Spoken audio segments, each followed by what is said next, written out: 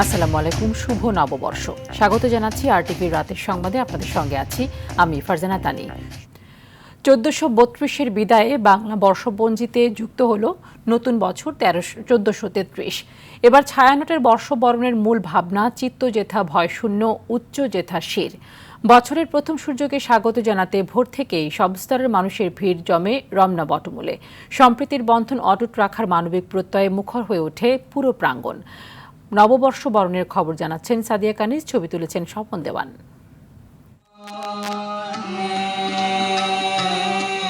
সবুজ পাতার আড়ালে ভোরের স্নিগ্ধ সোনালী সূর্য সবে মুখ তুলেছে। রমনার বটবৃক্ষের ছায়াতলে প্রভাতীর প্রথম আলো ছুঁয়ে সুরের মূর্ছনায় রমনা বটমূলে নতুন বছরকে স্বাগত জানালো ছায়ানট।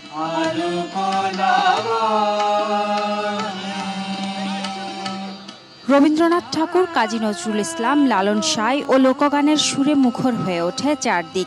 দেশপ্রেম, মানবপ্রেম আর প্রকৃতিপ্রেমের গানে মুগ্ধতা ছড়িয়ে পড়ে রমনা জুড়ে।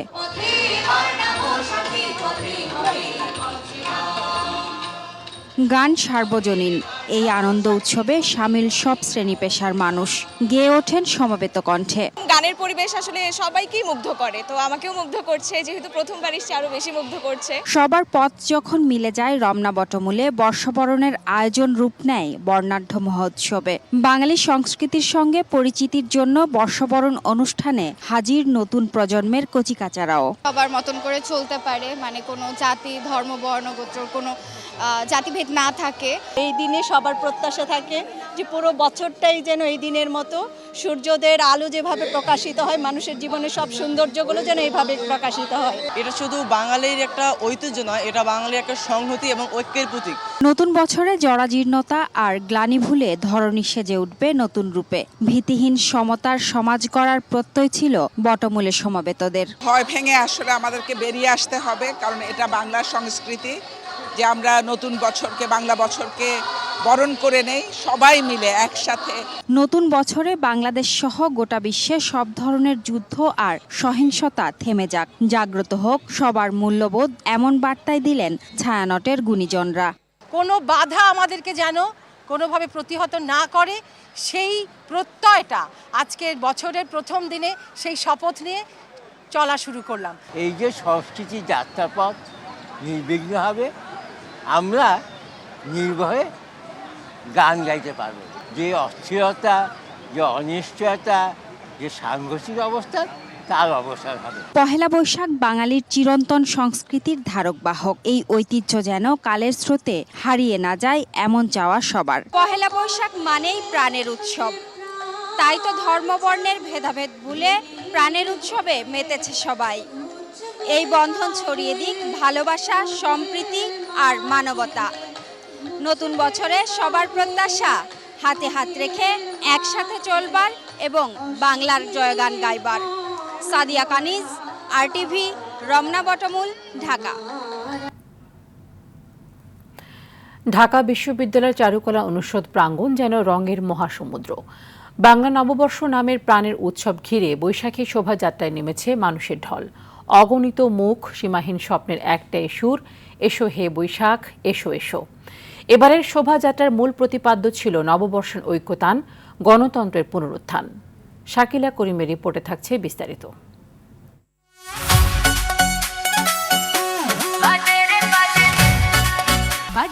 বাজে ঢোলার ঢাক, এলো রে পহেলা বৈশাখ। প্রভাতের আলো ফোটার আগেই জেগে ওঠে চারুকলা। ক্যানভাসের তুলি নয়, আজ রাস্তায় ক্যানভাস, যেখানে আঁকা হয়েছে বাংলার আত্মপরিচয়। লাল সাদা পোশাকে মানুষ, মুখোশে মিথ, পুরাণ আর 5টি নতুন মোটিফে ধরা দিয়েছে সময়ের গল্প, প্রকৃতি, প্রতিরোধ, ঐতিহ্য, মানবতা আর আশার প্রতীক।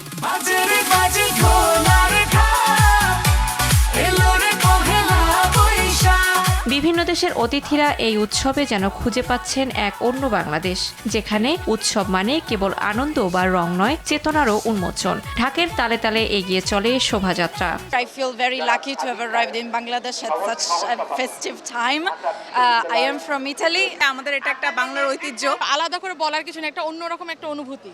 সবাই মিলে যে একসাথে হাঁটছি, দেখছি চারিদিকে রং, এটার একটা অন্যরকম একটা অনুভূতি। আমার কাছে তো খুবই ভালো লাগছে, আমরা কলিগরা একসঙ্গে বের হয়েছি। আজকে অনেক ভালো লাগছে। I feel the energy of people. Yes, great. আমি আমার মা বাবার সাথে এসেছি, আমার এখানে এসে খুব ভালো লাগছে। আকাশে ছড়ানো সুগন্ধ। জীবনানন্দের কবিতার মতোই আবার আসিব ফিরে ধানসিঁড়িটির তীরে, ফিরে আসার শেকড়ে ফেরার এক অন্তহীন আহ্বান।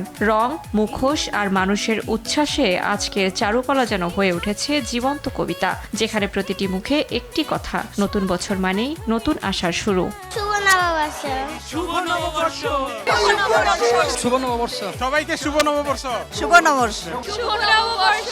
শুভ নববর্ষ। সবাইকে শুভ নববর্ষের শুভেচ্ছা। সবাইকে শুভ নববর্ষের শুভেচ্ছা। সবাইকে বাংলা নববর্ষের শুভেচ্ছা। শুভ নববর্ষ। শুভ নববর্ষ। এখানে শিল্প মানে দেয়ালে বাঁধা ছবি নয়, মানুষের ভেতরের রং যা রাস্তায় নেমে আসে। চারুকলার শোভাযাত্রা এখন কেবল ঢাকার নয়, বিশ্ব সংস্কৃতির অংশ। ইউনেস্কোর স্বীকৃতির পর এর আবেদন ছড়িয়ে পড়েছে সীমান্তের বহু দূরে। পুরনো দিনের দুঃখ, হতাশা আর না বলা কথাগুলো জমা থাকুক গত বছরের পুরনো পাতায়। নতুন দিনের হাওয়ায় জাগুক নতুন আশার গল্প। মনের আকাশে জমুক স্বপ্নের লাল সাদা পলাশের স্বপ্ন। চারুকলা ইনস্টিটিউট প্রাঙ্গণ থেকে শাকিলা করিম, RTV, ঢাকা। ভোরের স্নিগ্ধতা আর বৈশাখী গানে মুখর ছিল গুলশান সোসাইটি লেক পার্ক। পহেলা বৈশাখের এই আনন্দ উৎসবে ভিন্ন মাত্রা যোগ করেছে বেঙ্গল পলিমার ওয়ার্কসের সৌজন্যে গুলশান সোসাইটির উদ্যোগে শিশুদের জন্য আয়োজিত বসে আঁকো চিত্রাঙ্কন প্রতিযোগিতা। আর বিকেলে আয়োজন করা হয় সব স্তরের শিল্পীদের নিয়ে সাংস্কৃতিক অনুষ্ঠান। চিরাচরিত বাঙালি পোশাকে জড়ো হয়ে দেশি ও বিদেশি দর্শনার্থীরা। স্ত্রীকে নিয়ে হাজির হন বাংলাদেশে নিযুক্ত মার্কিন রাষ্ট্রদূত। সবাইকে নববর্ষের শুভেচ্ছা জানিয়ে তিনি বলেন, বাংলাদেশে তার প্রথম পহেলা বৈশাখ উদযাপনের আনন্দ ঘন অনুভূতির কথা।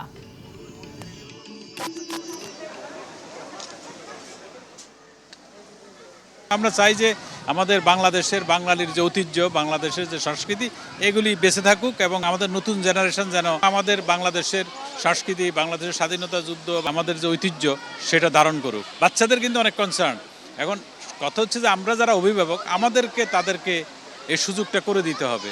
Wonderful to see Bangladeshis embracing their culture, you know, the colors, the music, the liveliness, the fantastic art that's over here.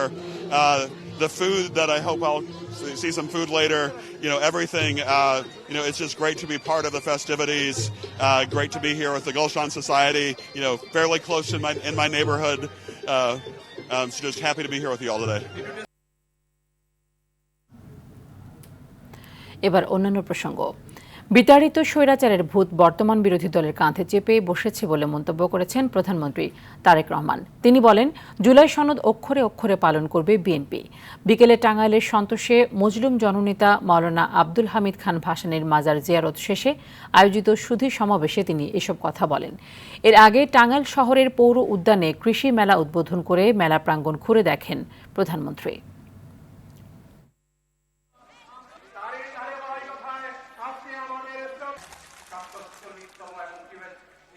Khaleda Zia যখন একটা সরকার গঠন করলো, তখন ওই পাশে যারা বিরোধী দল ছিল তারা বললো যে 1 মিনিটও বিএনপিকে শান্তিতে থাকতে হবে। একজন সংসদে বলছিল, মনে আছে? একদম পত্রিকার কথা। ও বাবা, আমরা দেখি যে এখন যারা বিরোধী দলে বসছে এরাও একই কাজ শুরু করে দিয়েছে। ওই যে স্বৈরাচারের ভূত এদের উপরে আস্থা পড়ে গেছে। এই জুলাই সনদ বিএনপি সই করে এসেছে, সেই জুলাই সনদের প্রত্যেকটি অক্ষর, প্রত্যেকটি শব্দ, প্রত্যেকটি লাইন ইনশাআল্লাহ আমরা বাস্তবায়ন করব। কৃষক যদি ভালো থাকে দেশের মানুষ ভালো থাকবে বলে জানিয়েছেন প্রধানমন্ত্রী তারেক রহমান। বলেন, কৃষককে সচ্ছল ও আত্মনির্ভরশীল করতে কাজ করছে বিএনপি সরকার। বিএনপির লক্ষ্য মানুষের উন্নয়ন। প্রত্যেকটি মানুষের পাশে থাকবে বিএনপি এবং মানুষের নিরাপত্তা নিশ্চিত করবে সরকার। টাঙ্গাইলে কৃষক কার্ড কর্মসূচির উদ্বোধন শেষে এসব কথা বলেন প্রধানমন্ত্রী। বিস্তারিত জানাচ্ছেন মাহদুর রহমান রুবেল। নির্বাচনী প্রতিশ্রুতি বাস্তবায়নের অংশ হিসেবে ক্ষমতা গ্রহণের 2 মাস পূর্ণ হওয়ার আগেই কৃষকের হাতে কৃষক কার্ড তুলে দিয়েছে বিএনপি সরকার। বাংলা নতুন বছরের প্রথম দিনে টাঙ্গাইলে আনুষ্ঠানিকভাবে এই কর্মসূচির উদ্বোধন করেন প্রধানমন্ত্রী তারেক রহমান। 1, 2, 3 বিসমিল্লাহ।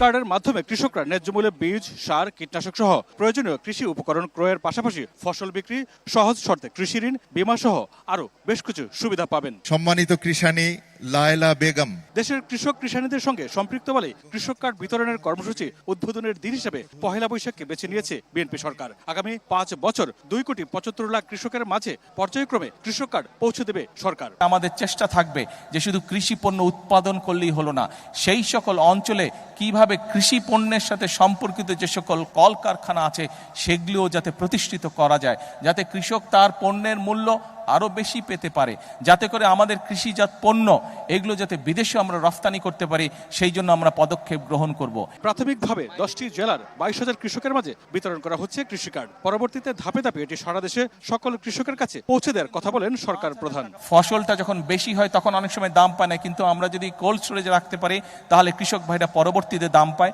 শুধু কৃষক ভাইরা দাম পায় না, একই সাথে মানুষও সিজনের পরেও সেই ফসলটির সুবিধা পায়, সেই ফল ফলাদি বলেন সেটি মানুষ খেতে পারে। আমরা চেষ্টা করছি যে সকল জায়গায় ফসল নষ্ট হয়ে যায় কোল্ড স্টোরেজ হবে, সেখানে ধীরে ধীরে আমরা কৃষক ভাইদের সুবিধার জন্য আমরা কোল্ড স্টোরেজ তৈরি করব, যাতে কৃষক ভাইরা তাদের ফসলের মেয়াদ আরো বেশি টাইম পর্যন্ত ধরে রাখতে সক্ষম হয়। কৃষি কার্ডের মাধ্যমে প্রযুক্তি, ভর্তুকি, প্রণোদনা ও সহায়তা কৃষক পাবে, এমনটাই জানালেন সরকার প্রধান তারেক রহমান। এখন আমাদেরকে দেশ গড়ার সময়। এই সরকার জনগণের সরকার। আমাদের লক্ষ্য হচ্ছে দেশের উন্নয়ন, আমাদের লক্ষ্য হচ্ছে দেশের মানুষের ভাগ্যের পরিবর্তন। সেজন্যই আমরা বলে থাকি করব কাজ, গড়ব দেশ। সবার আগে কে? সবার আগে বাংলাদেশ।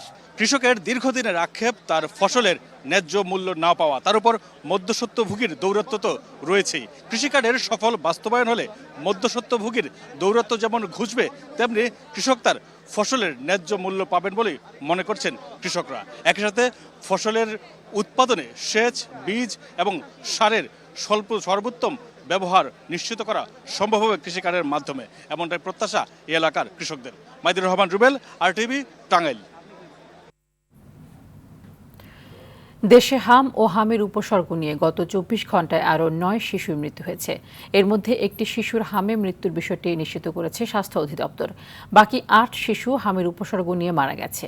একই সময় হামের উপসর্গ নিয়ে দেশের বিভিন্ন হাসপাতালে ভর্তি হয়েছে 698 শিশু, আর হাম শনাক্ত হয়েছে 176 জনের। স্বাস্থ্য অধিদপ্তরের সর্বশেষ প্রতিবেদনে এই তথ্য জানানো হয়েছে। গত 15 মার্চ থেকে এখন পর্যন্ত 29 দিনে হামে মোট 31 শিশুর মৃত্যু হয়েছে। এ সময় হামের উপসর্গ নিয়ে মৃত্যু হয়েছে 164 শিশুর।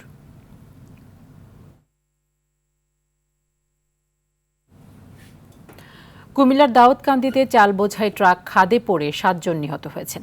এ ঘটনায় আরও 6 জন আহত হয়েছেন। ভোর 3টার দিকে ঢাকা চট্টগ্রাম মহাসড়কের হাসানপুরে এই দুর্ঘটনা ঘটে। নিহতদের সবার বাড়ি দিনাজপুরে।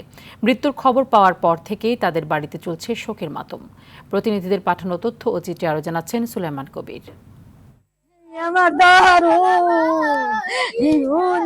এ বুকফাটা আর্তনাদ আর আহাজারি কুমিল্লায় সড়ক দুর্ঘটনায় প্রাণ হারানো দিনাজপুরের বিরামপুর উপজেলার নিশিবাপুর গ্রামের সুমন মিয়ার মায়ের। কুমিল্লায় নিহত 7 জনের মধ্যে 4 জনেরই বাড়ি বিরামপুরে, অন্য 3 জন পার্শ্ববর্তী উপজেলা নবাবগঞ্জের। মৃত্যুর খবর জানার পরই নিহতদের পরিবারে চলছে কান্না আর আহাজারি। এলাকা জুড়ে নেমে এসেছে শোকের ছায়া। কাম করে বেড়ায়, আসুনি বলে কুমিল্লা গেছে, আর শুনি বলে এখন ঢাকা দিয়েছে, আসুনি বলে উদাসত গেছে, ইদাসত গেছে। কথা কথা আমি কুমিল্লা যাবো কাজ করতে। কি কাজ? কোথায় ধান কাট। ভাগ্নি জামাই ছিল, চলে যেত, তার জন্য মারা যায়। নিহতদের সবাই ধান কাটা শ্রমিক, যারা নোয়াখালী যাওয়ার উদ্দেশ্যে দুর্ঘটনার শিকার চাল বোঝাই ওই ট্রাকে ওঠেন। প্রতিমধ্যে কুমিল্লার দাউদকান্দির হাসানপুরে ট্রাকটি নিয়ন্ত্রণ হারিয়ে মহাসড়কের পাশের খাদে পড়ে যায়। এতে ঘটনাস্থলেই ওই 7 শ্রমিকের মৃত্যু হয়। ট্রাকের উপরে 13 জন ছিল যাত্রী, তারা ট্রাকের নিচে চাপা পড়ে 7 জন মারা যায়, 6 জন আহত হয়। আমরা আহতদেরকে চিকিৎসার জন্য হাসপাতালে প্রেরণ করি, তারা চিকিৎসাধীন আছে। আহত 6 জনের মধ্যে 5 জনের অবস্থা আশঙ্কাজনক বলে জানিয়েছে দাউদকান্দি থানা পুলিশ। বর্তমানে তারা ঢাকা মেডিকেল কলেজ হাসপাতালে চিকিৎসাধীন।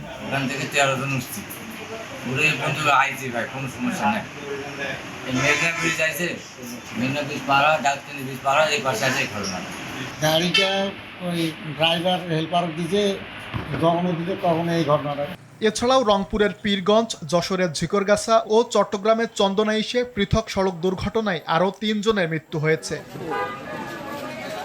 সুলাইমান কবির, RTV। অপরিশোধিত তেলের তীব্র সংকটে বন্ধ হওয়ার পথে দেশের একমাত্র রাষ্ট্রীয় তেল শোধনাগার ইস্টার্ন রিফাইনারি PLC লিমিটেড। এছাড়া রাজধানী সহ সারা দেশে এই সংকট আর তেল সংগ্রহের নিরন্তর চেষ্টায় ওলটপালট সাধারণ মানুষের স্বাভাবিক জীবনযাত্রা। আর জ্বালানি সংকটে পর্যটক কমেছে চায়ের রাজ্য শ্রীমঙ্গলে। প্রতিনিধিদের পাঠানো তথ্য ও চিত্রে আরও জানাচ্ছেন লিওন আজাদ। রাজধানীর পাম্পগুলোতে পাল্লা দিয়ে বাড়ছে অপেক্ষার প্রহর। তেল পেতে চালকরা কেউ গভীর রাত, আবার কেউ ভোরের আলো ফোটার আগেই ভিড় করছেন পাম্পের সামনে। ভোগান্তি কেবল অপেক্ষাতেই সীমাবদ্ধ নয়, যুক্ত হয়েছে ডিজিটাল বিড়ম্বনাও। ফুয়েল কার্ডের কারিগরি ত্রুটির অভিযোগ চালকদের। 4:30টার সময় আপনার সিরিয়ালে দাঁড়াইছি, আমার মনে হয় 3টা নাগাদ হয়তো তেলের পর্যন্ত পৌঁছাইতে পারি। এখান থেকে তেল নেওয়ার পরে হয়তো বাসায় যাবো, ফ্রেশ হয়ে আবার অফিসে। কোনো ঘুম হবে না, এটা শরীরের উপর দিয়ে পেশা যাচ্ছে, এটা একটা বড় ধরনের স্ট্রেস। ঢাকার বাইরের চিত্র আরও ভয়াবহ। টাঙ্গাইলের অধিকাংশ ফিলিং স্টেশনে এখন তালাবদ্ধ। সেচ কাজ ব্যাহত হওয়ায় বুড়ো আবাদের লক্ষ্যমাত্রা নিয়ে শঙ্কিত কৃষকরা। একই চিত্র যশোরেও। অকটেন বা পেট্রোল যেন সোনার হরিণ। অসাধু সিন্ডিকেটের কারসাজি আর চড়া দামের অভিযোগ ভুক্তভোগীদের। মধ্যপ্রাচ্যের সংকটে কাঁচামাল অপরিশোধিত তেল বা ক্রুড অয়েল আমদানিতে বিঘ্ন ঘটায় দেশের একমাত্র রাষ্ট্রীয় তেল শোধনাগার ইস্টার্ন রিফাইনারি লিমিটেডের উৎপাদনে কমেছে গতি। জ্বালানি সংকটের কারণে পর্যটক শূন্য হয়ে পড়েছে চায়ের রাজধানী খ্যাত শ্রীমঙ্গল। হোটেল, রিসোর্ট ও রেস্তোরাঁগুলোতে নেই আগের সেই ব্যস্ততা। ফলে লোকসানে পড়েছেন পর্যটন সংশ্লিষ্ট ব্যবসায়ীরা। পর্যাপ্ত ফুয়েল পাচ্ছেন না, যার জন্য ওনাদের আসাটা রিস্কি হয়, যার জন্য ওনারা বুকিং ক্যান্সেল করতে চাচ্ছেন। আমাদের অকুপেন্সি 20% বা 30%-এর নিচে কমে আসছে। দেশের একমাত্র চতুর্দেশীয় স্থলবন্দরকে কেন্দ্র করে পঞ্চগড়ে গড়ে ওঠা শক্তিশালী পাথর ভাঙা শিল্প এখন গভীর সংকটে। চলমান তীব্র জ্বালানি সংকটে থমকে গেছে ডিজেল চালিত পাথর ক্রাশিং মেশিনগুলো, যার সরাসরি প্রভাব পড়ছে কয়েক হাজার শ্রমিকের জীবন জীবিকার উপর। তেল না পাওয়ার কারণে আমাদের মালিক এই পাথর ভাঙতেও পারে না, বিক্রিও করতে পারে না। পাথর ভাঙা মেশিন বন্ধ হয়ে গেছে, মেশিন চলতেছে না, মানে আমরা লেবাররাও কাজ পাচ্ছি না। তবে এই বিশৃঙ্খল পরিস্থিতি সামাল দিতে নেত্রকোনায় জেলা প্রশাসকের সম্মেলন কক্ষে ডিজিটাল ফুয়েল কার্ড তৈরির কাজ উদ্বোধন করা হয়েছে। প্রশাসনের দাবি, এতে করে তেল বন্টনে স্বচ্ছতা আসবে। শুধু ডিজিটাল কার্ড বা আশ্বাসের ফ্রেমে কি আটকে থাকবে সমাধান? একদিকে রিফাইনারি বন্ধের অনিশ্চয়তা, অন্যদিকে মাঠ পর্যায়ে চরম বিশৃঙ্খলা। এই দুইয়ের জাতাকলে পিষ্ট সাধারণ মানুষ। লিওন আজাদ, RTV। অতীতের সব জঞ্জাল উপেক্ষা করে স্বনির্ভর বাংলাদেশ গড়ার লক্ষ্য নিয়ে কাজ করছে সরকার। তাই কৃষি ও কৃষককে সর্বোচ্চ গুরুত্ব দিয়ে নববর্ষের প্রথম দিনে প্রধানমন্ত্রী তারেক রহমান চালু করলেন কৃষক কার্ড। জাতীয় প্রেস ক্লাবে নববর্ষ উপলক্ষে সাংস্কৃতিক অনুষ্ঠান উদ্বোধন শেষে একথা বলেন তথ্যমন্ত্রী জহিরুদ্দিন স্বপন। তিনি বলেন, এই কার্ডের মাধ্যমে কৃষকরা সহজ শর্তে ঋণ, ভর্তুকি ও বিভিন্ন সরকারি সহায়তা পাবেন। ফলে কৃষি উৎপাদন বাড়ার পাশাপাশি কৃষকদের জীবনমান উন্নয়ন হবে বলেও আশা করা হচ্ছে। এই পদক্ষেপ দেশের অর্থনীতিকে আরও শক্তিশালী করবে। অনুষ্ঠানের প্রেস ক্লাবের সভাপতি হাসান হাফিজ সহ ব্যবস্থাপনা কমিটির সদস্যরা উপস্থিত ছিলেন।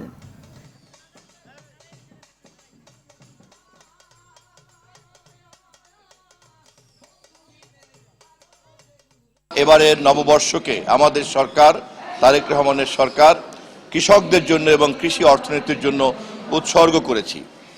আমাদের দেশের অর্থনীতির সর্বশেষ যে পরিস্থিতি, তাতে আমরা যদি কৃষি অর্থনীতিকে আরও বেগবান করতে না পারি, তাহলে আমাদের ভবিষ্যতের সংকটকে আমরা মোকাবেলা করতে পারবো না। বাংলা নববর্ষ উপলক্ষে সন্ধ্যায় রাজধানীর একটি হোটেলে নবনির্বাচিত কমিটির দায়িত্ব গ্রহণ ও সাংস্কৃতিক অনুষ্ঠানের আয়োজন করে রমনা পার্ক ভিত্তিক শরীর চর্চা ও ক্রীড়া সংগঠন প্রয়োজন। মোহাম্মদ আউয়াল হোসেন খানের সভাপতিত্ব ও অ্যাডভোকেট সোলাইমান হোসেনের সঞ্চালনায় অনুষ্ঠানে নবনির্বাচিত সভাপতি মনিরুল ইসলাম, সাধারণ সম্পাদক তাজুল ইসলাম, যুগ্ম সাধারণ সম্পাদক মেহেদী হাসান সরকার, অর্থ সম্পাদক খালিদ হোসেন এবং ডাক্তার আজহারুল ইসলাম সহ বিশিষ্টজনরা উপস্থিত ছিলেন।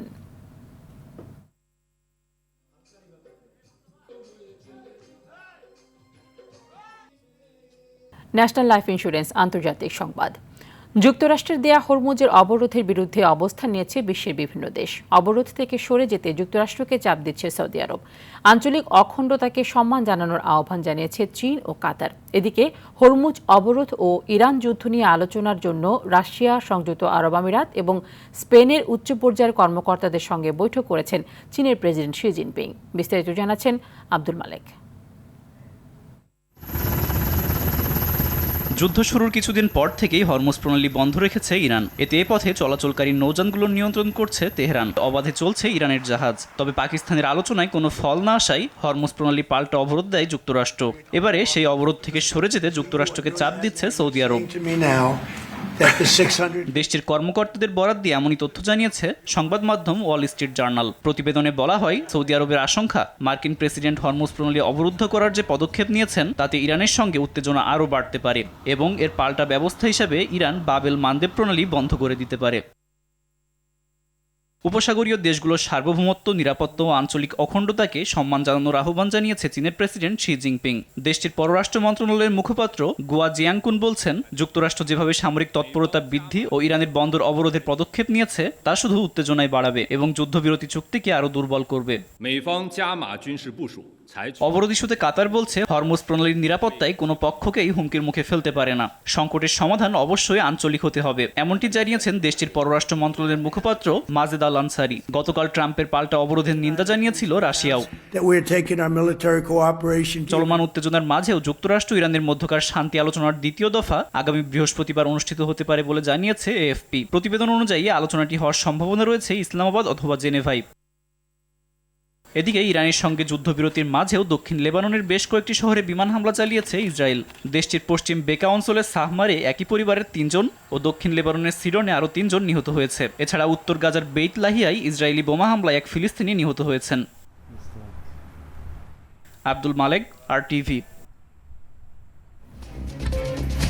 রাতের সংবাদ এ পর্যন্তই। মধ্যরাতের সংবাদ 1টায় দেখার আমন্ত্রণ রইল। ধন্যবাদ সবাইকে।